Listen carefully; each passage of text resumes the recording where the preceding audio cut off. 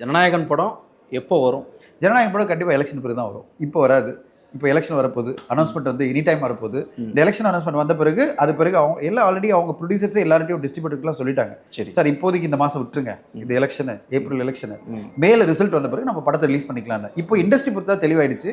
இது வந்து மே மாதம் இல்லை ஜூனில் தான் வரும்.